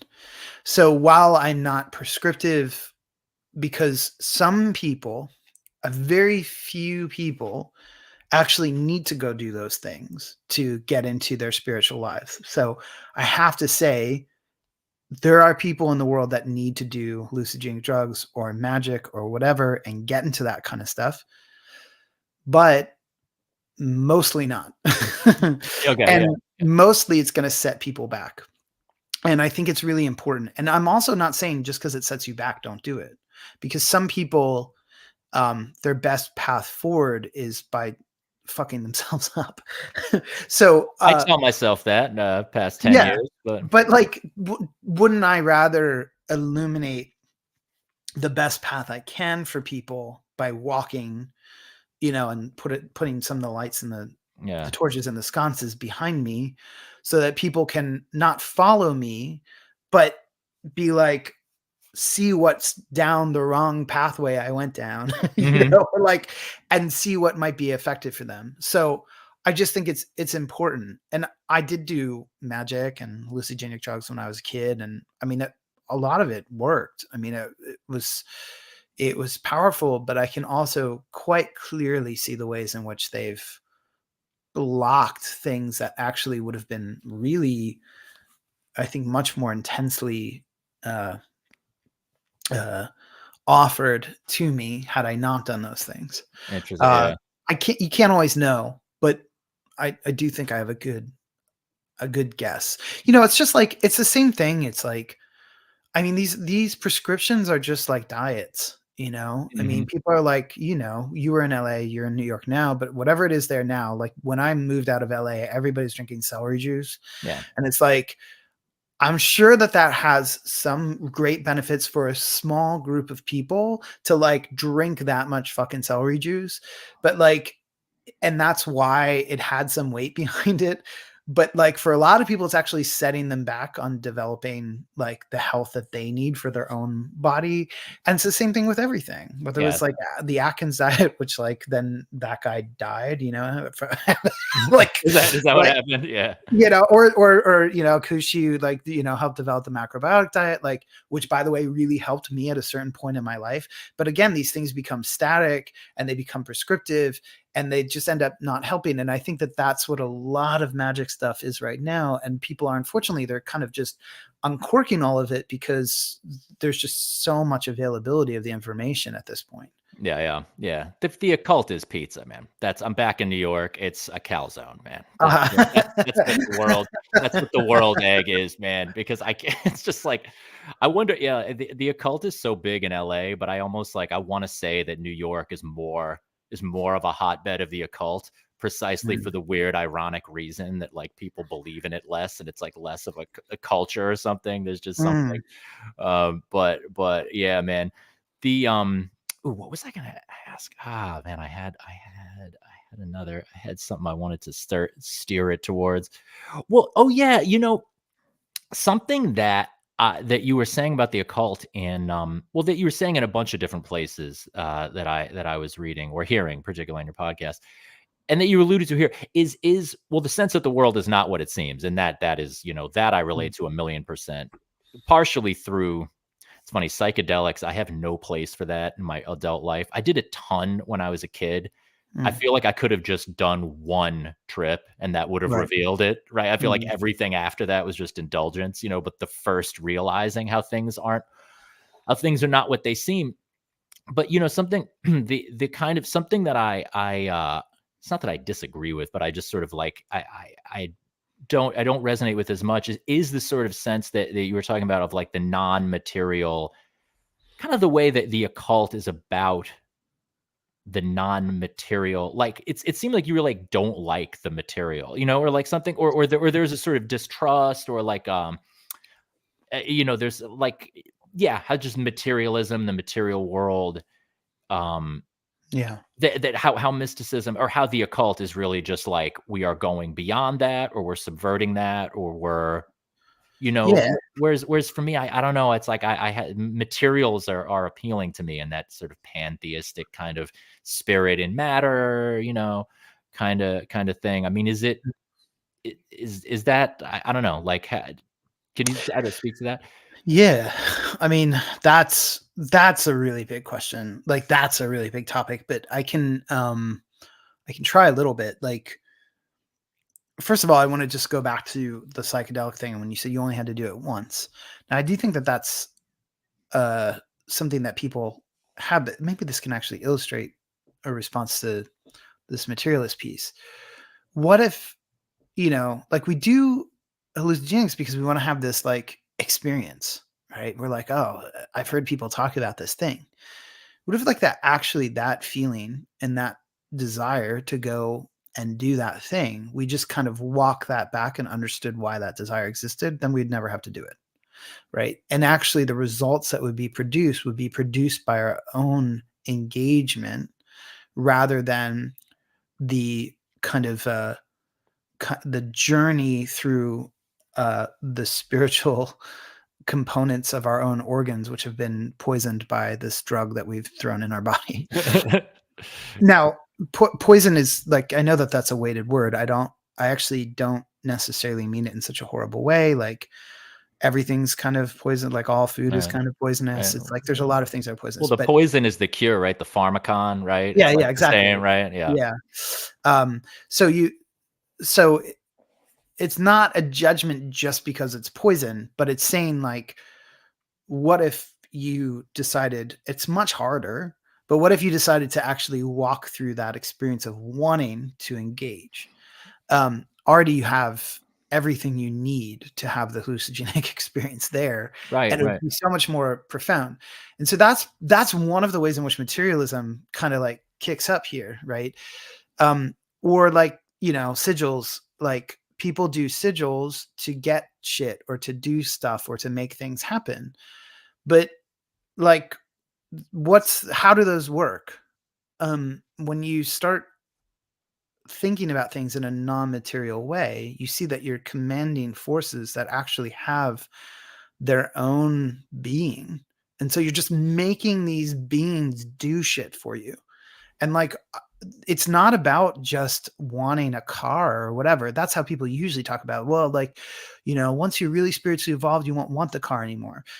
I don't mean that. I mean, like, well, what if you could see how this process was working and you saw that you were making these beings do shit for you, that actually those beings need to, instead of being depleted, need to be strengthened by your spiritual life, and are calling out to receive strength and communion with you, not just being forced into like making things fluoresce into being for you.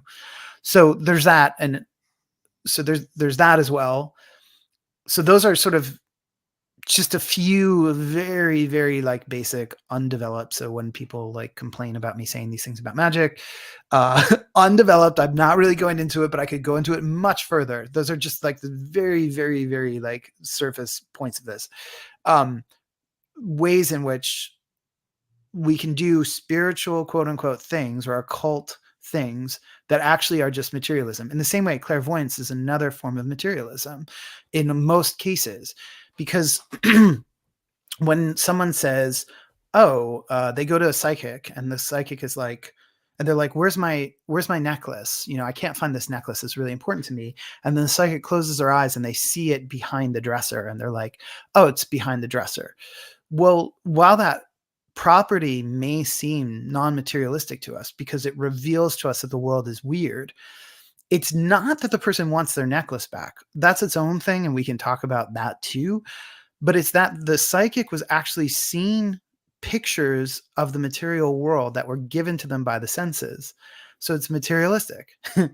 So what we try to do when we're engaging with the esoteric rather than the exoteric is to see that's the wrong word because language hasn't caught up to all of this yet, but to see and encounter the world as it is and lives with and through us.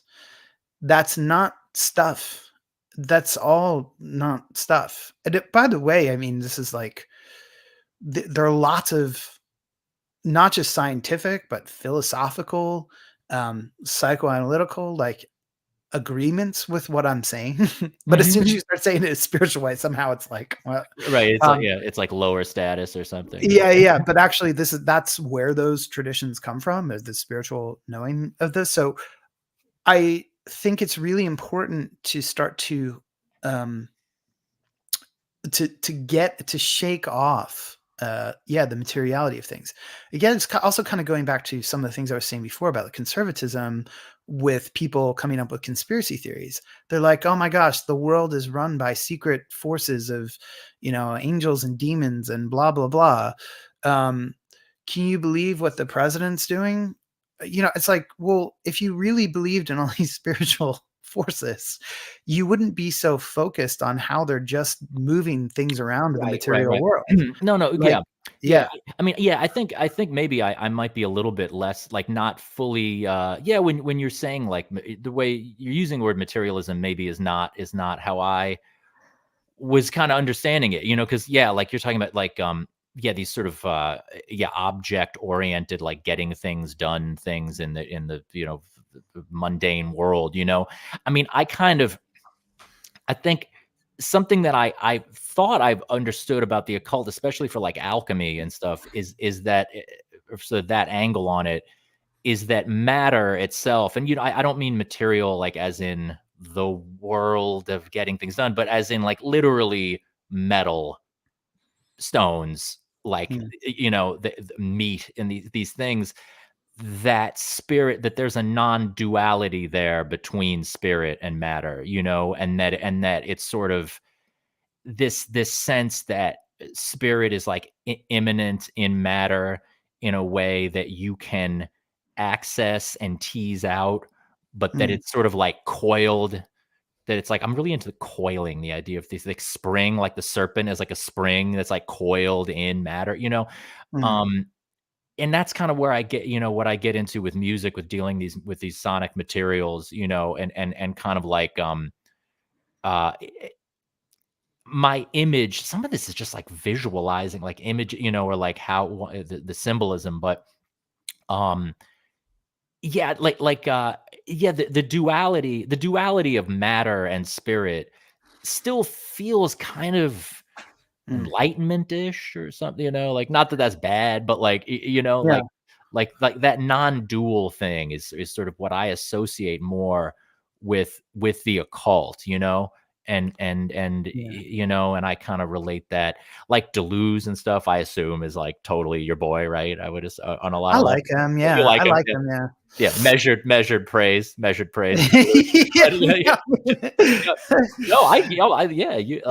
mean, but I like a lot of that. I like ones that even say that they're like totally. I like a lot of continental philosophers that say they're like totally against you. I like Adorno. I like other people that say they're totally against occult ideas because they have so many worthwhile things to say and offer. And I love Freud and Lacan, but I think like,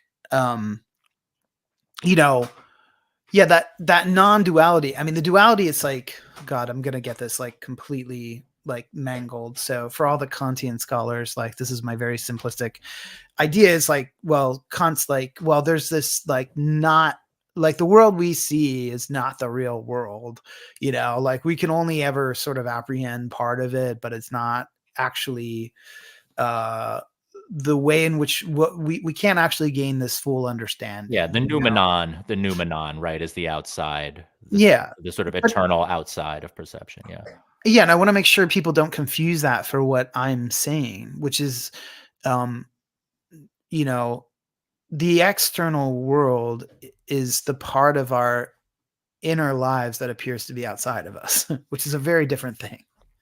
So it's like there's, like the way we view and encounter things now in space, and especially in relationship to time, adds a component. This is actually a little delusion, but it adds a component to the stuff around us, and that component is separation, is a sense of separation. Wait, I'm sorry. That's Okay. positive. Wait, Yeah. I'm sorry. Wait, actually say literally just that again. Okay. Yeah. Yeah. Gosh, I'm going to forget how I said it, but it was like, you know, the the matter in the way that we perceive it in this moment in relationship to space and time is actually just a part of our inner state that has this added component, and that added component is separation. Is separation. Yeah. This I relate to for sure. Yeah. Sure. I mean, time included, right? Time in its essence is not linear. We experience it linearly, right? Time, we will never know time in its essence, like time as it is, and the material world as well. I mean, I think it's sort of like, I don't know, like it almost, though, that idea, it doesn't get me going. See, now it just gets down to like this very like basic language, thinking about things that way does not almost, it's almost like a visualization, man, of this idea of like projection. It's almost like I know that's what's happening, but thinking about that is like not part of my practice. Like, you know what I'm saying? Like actually thinking, like writing music, right? I'll have like lyrics, right? Or pure sound. I consider the lyrics to be material anyway, right? It's like my experience is teasing out things that are quote unquote there, like imminent in the stuff. And there's this non-dual thing of like spirit and matter, and the spirit is the matter. And it's like, but I also recognize that I recognize, if we're talking about it, that these are like projections. These are like psychic projections, like the alchemist projecting his psychology onto the thing, the material. But yeah, that's sort of non-dual thing. Yeah, I guess, I mean, for you, is the occult, does your occult practice, again, not trying to pin you down to like what spells do you cast, but it sounds like for you, like really sitting with, again, these are pedestrian words, but like sitting with the fact or idea or experience that that all of reality is just mind, that all divisions are mind, that thoughts are not you, which you talked about a little bit.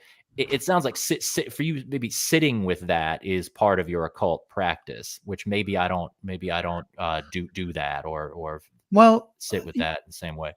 Yeah, I mean, I wouldn't necessarily say any of those things. So I just want to make a little bit of a distinction before I go forward here. So it's like, look, alchemy, I understand why it's appealing. And I do think that some alchemists thought, like, let me literally change this metal into gold. People had probably a different form or structure of consciousness then, so they experienced that differently. But I do think that what a lot of alchemists were studying is something more like what Paracelsus said, which is bread is blood, but who sees it? So what I mean by that, I fucking love that, by the way. Thank you for just saying that. Yeah. That could be the whole podcast, but yeah. It's like, it's not, although maybe I'm misinterpreting Paracelsus, but it's fine. It's like, look, things are connected, but they're distinct. And what I think we can think of as an alchemist, if you want to get into alchemy, is why is this thing distinct from this thing, even if they're connected? And how do I find how one flows into the other? That's what the transformation is. It's like, if I can actually trace the path from something to gold, and by gold, there is actually a spiritual gold principle. It's not just these metals. I mean, the metals were highly spiritualized, you know, when a lot of people were doing that kind of work. But it's like, if I'm trying to think about how there's a continuity between this thing and this other thing. When I start seeing that, I can start seeing the spiritual flows between distinctions.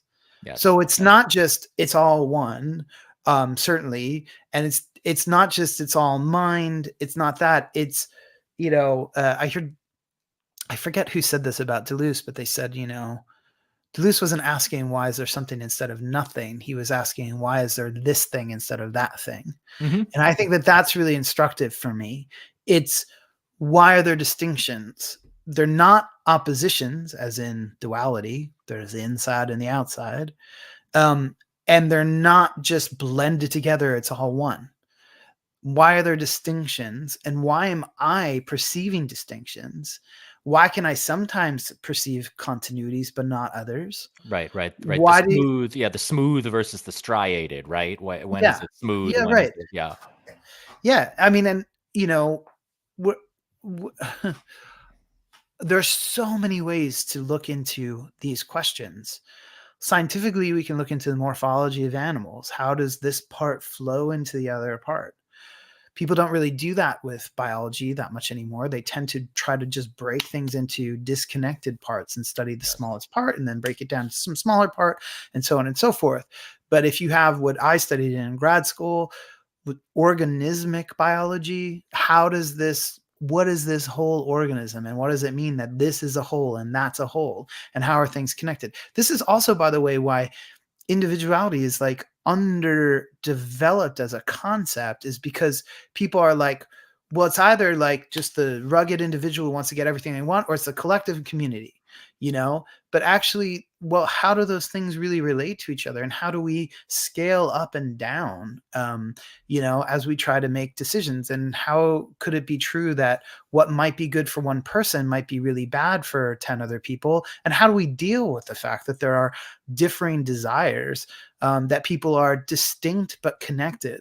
So you see how these things all kind of like end up informing each other. The political questions, these questions about reality, questions about alchemy. When you start looking into esotericism, you can start asking these questions and begin to get something that might be a real answer. That's not just based on an abstraction or the political view you'd like to take or the stance that you're being paid to take or whatever. You can actually begin to get in tune with these, but it starts through encountering your own experience. And by that, I mean encountering your own consciousness. So I don't even like the term mind or consciousness or anything like that, but I understand it as a kind of foil to matter and motion, materialism, that kind of thing. Yeah. Right. I mean, something about Deleuze that I also kind of like, that I kind of got from Jung's meandering sort of cataloging of all these occult symbols. There is this way with Deleuze where you're talking about like things not being things being individuated but not, and how the parts relate to the parts relate to the whole. I mean, he has a lot of these things where these some of the, at least in 1,000 Plateaus, that's really the one that I know, where he'll be talking about smooth space versus striated space, and it'll be so zigzagging and filled with contradictions, where it'll be like, he'll be like these two things are opposites, but they're not opposites, but they are, but they're not. And this kind of like, with language just zipping around, that even just the process of attempting to think what he's saying is a process that doesn't even get to like knowledge or truth, but is a way. It's like there's almost this speed that is almost hermetic. It's like Hermes, like this kind of flitting about with this diagonal, cutting these diagonal lines to everything. And I kind of got that also with just the experience of reading that Jung stuff, although in like a less like that, I don't know, virtuosic way, where he'd just be like cataloging, like not in his own original way, but just with like being like this, the snake is the lowest and the lion is the highest, but actually they're completely the same. They're the same thing, but those two things are, reversed. And it's like, like the new is that, the NOUS, it's like, that's completely, that's totally mind, but it's also totally body. But, like alchemical processes, they're happening in time, but also the lead is already the gold, this kind of thing that it's like moment to moment. It's kind of like you're just it's like gobbledygook, you know what I mean? But the process of reading this and trying to think at this like speed or something. There's like I don't know. There's a thing of speed with me. This hermetic thing of like Hermes, Hermes being like winged, being like he's fast. And so it's like this thing of like dealing with the smooth and the striated and the separate and the non-separate. It's like dealing with it with like fast. Like you hear I'm talking fast now. It's like this. It's like I don't know. Well, Deleuze said something like thoughts are like the witch's flight, or he said something like that. But then also, Michel Serres, the French philosopher who I really love, who like Deleuze, like Wittgenstein, like a lot of other people, it's like appropriated to just sort of funnel things back into materialism, although I suppose it's hard to do with Deleuze. But he said this great thing where, he would write these books that were like, they had just no concern for time. Like he would compare things from the past to things from the future. And he'd be like, well, your book does that. Yeah. And someone said, well, what?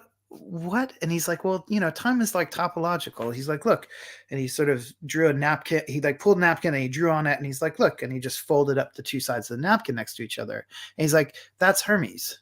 That process is Hermes. And so it's how he would think. So you're dead on, like pulling from that in a Jungian way, pulling from that symbol into your consciousness and talking about it. But that is that movement and that flight, that sort of deft way of dealing with these things that seem to not interrelate.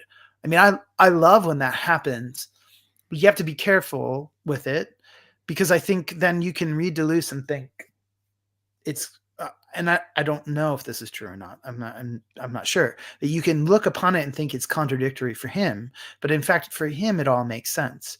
It's in the same way that,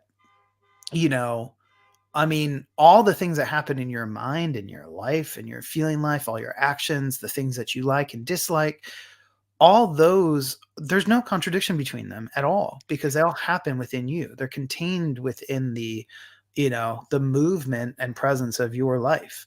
So to talk about, I have these contradictory selves or whatever, you have parts that are distinct, but to say that they're not connected must be false, because they happen within your experience, Yeah. Well, that ties in with something that that like just occurred to me about myself, or about my own view when I was kind of brushing up on things that you've said for this podcast, or just me thinking about what you said, like you like when you're talking about going back to the beginning of saying like the cultural, the political, and the economic, they're connected for you, but they're not exactly the same, right? So then I'm thinking, again, not putting words in your mouth, but I'm thinking, well, I'm like, Conner, probably his idea of the self is probably not this like overly unified thing. I'm sure he has a concept of like heterogeneous elements, but like, but that doesn't contradict what you just said. The sense that the heterogeneousness or heterogeneity doesn't mean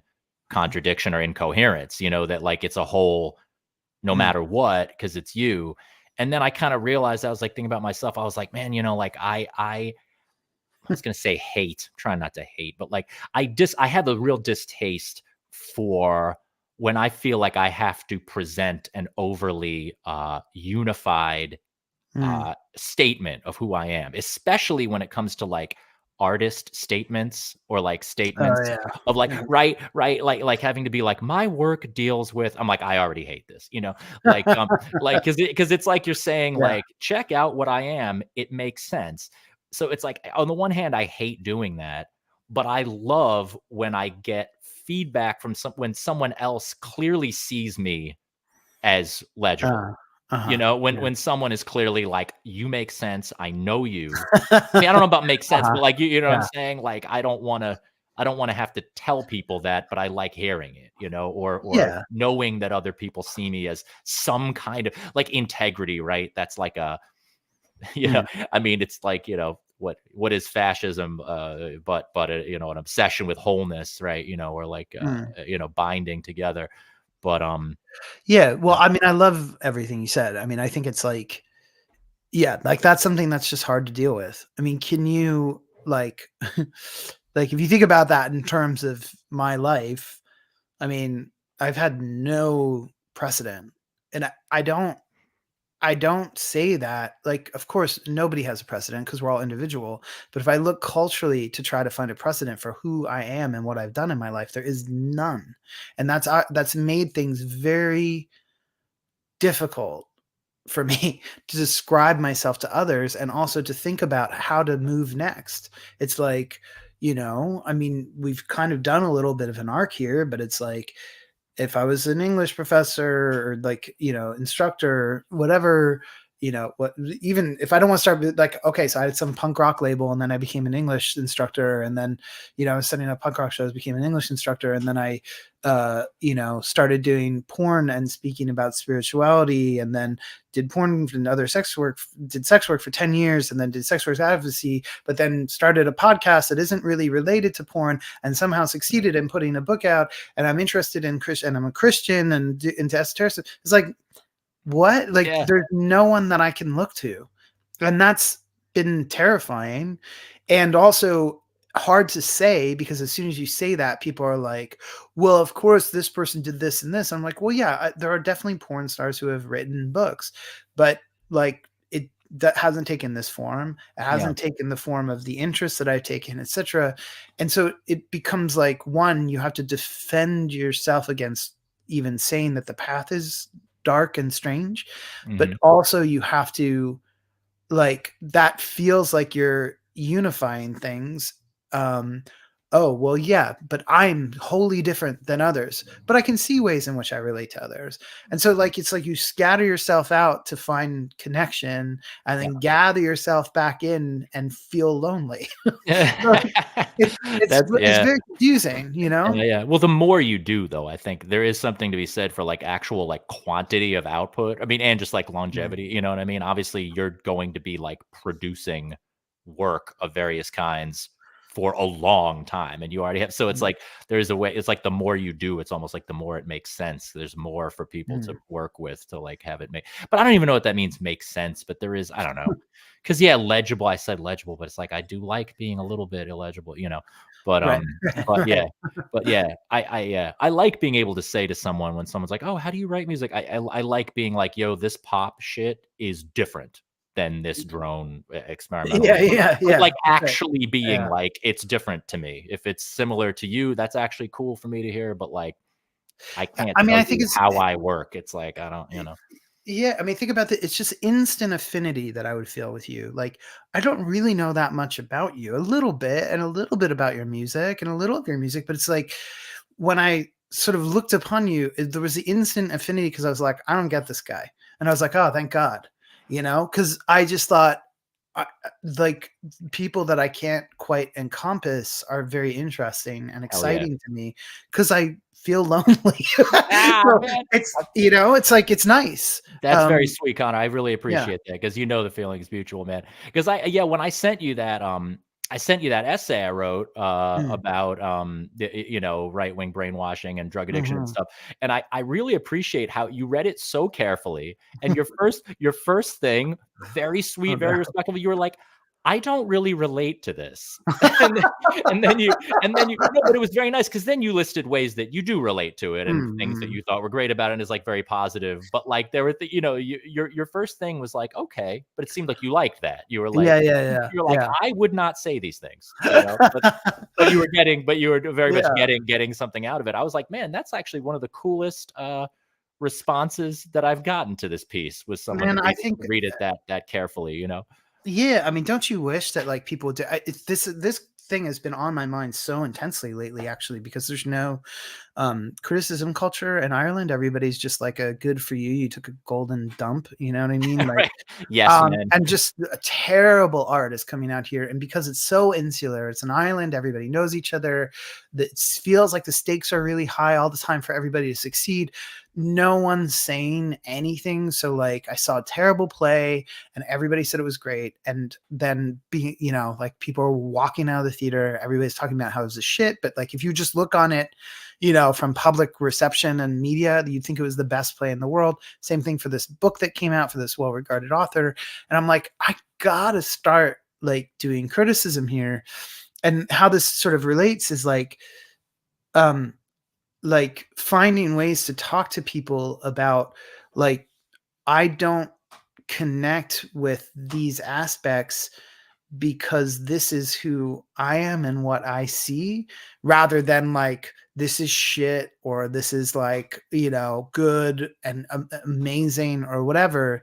But again, it's like talking to people as like an ambassador from your own like galaxy and meeting the other person. You know, I have a friend who's a writer who's like a really good writer. And I felt so good when I did this. And I think I did this before you sent me that essay. Like he sent me an essay that he wrote. And I was like, listen, man, like you're a way better writer than this essay. Like I just, cause he wanted me to like share it and tell people about it. I was just like, it's okay. But like, you have to understand you're a really good writer. Like this is not living up to who you are. Hell Now that's, I don't mean to relate that to my response to what you sent me. It was a different response, but he was like, thank you. And I felt so gratified by saying that to him. I mean, it was more detailed than that. I said a lot more than that, but like, I think like we really would be so like what a fucking so much better way to interact with people than it's like thoughtless, snarky reviews versus constant like praise versus whatever. None of that actually brings connectivity, even when you're saying the good thing. If it's not actually real, no one's connecting to anybody. It's like, so you're supporting each other, but you're not meeting each other. And I think that that's a real problem. Yeah, it's bad for art too. I mean, this yes man thing. It's like I just, it's, you know, like you get like Morton Feldman and John Cage, you know, hanging out at Cedar Tavern and like really like probably arguing, you know, about stuff, like caring enough about each other and music to actually be like, no, that's not good or whatever. Or I don't know how they were rolling, but you know, this history of, you know, quality control among in good faith among friendly colleagues. But anyway, yeah, man. Well, I think I'm keeping 2 hours is the general thing nowadays on Last Things. So and it's a nice little cadence here, man. I thought you were just gonna ask me about music and books and all that, but like instead we just ended up talking about reality the whole time, man.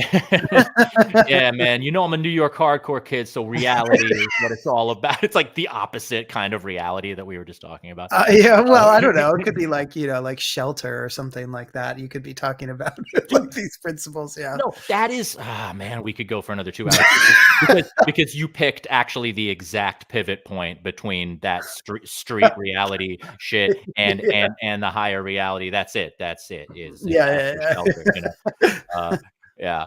But cool. I know we could have talked about punk rock, but it's like, I don't know, man. I just really wanted this occult thing, man, because it's like I think it's the thing that is the most messy, or messy sounds negative, but it's I like it's the hardest to articulate, man. I feel like that's the, you know, the least I knew what to expect the least from you on that. Even having, you know what I mean? I feel like if you talked about punk rock, we'd be so on the same page. It would just be like, you know? Yeah, that's right. Yeah, that's right. I mean, I think it's just like I get asked to talk about occultism a bit more, you know, and some part of me wants to be like, whoa, it's just like I want to talk about the bands I like, and no one asked me about that. But sorry, bro. You know, on the other hand, it's like I need to keep articulating and keeping fresh my articulations of, you know, the truth of what I'm encountering and experiencing and what I think I can offer others by having those encounters. And so it's really good to have you ask me these questions in the way that you ask them from your perspective, because, you know, a lot of times I just I just get asked the same things again and again. You know how it is. And it's Yeah, like, yeah. and you respond out of your, you know, like what's in your back pocket instead of like what you actually are trying to say to the other person, you know? Yeah, Yeah. totally. Well, man, Conner, thank you so much for coming on the stream. Absolutely a pleasure. Means a ton. Thanks, man. Yeah. And It's nice to finally talk with you. yeah, likewise, man. Likewise. I wish I were going to be in Ireland soon, you know. Extra Life toured the UK last year and went to Scotland, but we didn't get to Ireland. We just couldn't hook up a decent enough show. So maybe next time. You'll figure it out. But, yeah. And Totally. make sure you don't call Ireland the UK while you're here. All right. Oh yeah, no doubt. There, Isle. I know. I understand. Yeah, I don't want to get car bombed over here. Yeah. Right. Cool. All right. All right, man. Be well. Thanks a lot. You too. All right. See ya. Bye. Bye. There you have it, folks. Conner Habib. Yeah. Weren't a lot of questions in the comments, but that's cool. You know, I've been saying that I'm going to do these little micro seasons of 5 episodes at a time. Honestly, I don't even know if I can handle doing that. The live stream is going to continue forever, but like the pace that you had, like Necro, I mean, it might just end up being like once a month with like really special guests like this. Doing it every week is just too insane. It just given that I'm, you know, now Extra Life's back in full swing, touring, et cetera, et cetera. So I don't have the next podcast booked, but it'll be, you know, it'll be soon enough. But not doing the bursts, not doing the seasons. Thanks everyone for stopping by. If you want to join the Discord, I'll have the link in the blurb below or in the info below. And I'm also Extra Life is coming to Europe. We're going to be doing this is in a couple weeks. We're coming over starting on the 7th. We're going to be doing some Germany and Middle Europe and a little bit of Denmark, going as far east as Budapest. Check for those dates if you're over there. And buy the new record, The Sacred Vowel. It's out now. More plugs. I should ask Conner if he had any plugs, but you'll know what he's up to. Amazing. Thanks everyone for tuning in. Peace.